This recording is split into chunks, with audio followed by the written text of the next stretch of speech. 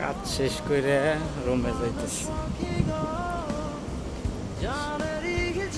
আর চিন্তা করি যে যদি এনে লাখ লাখ টাকা পড়ে থাকতো, তো লাখ লাখ টাকা পড়ে থাকলে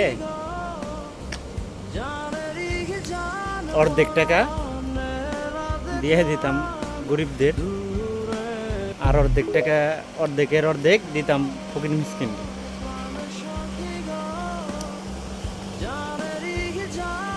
এইটা আশা করি দেখেই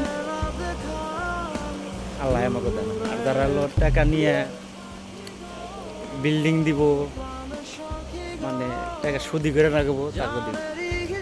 আসলে তাকে দেয় না, তাকে পরীক্ষা করে আসে। আর আমরা তো করবো এটা, এই জন্য আল্লাহ আর আমাকে পরীক্ষা করে না।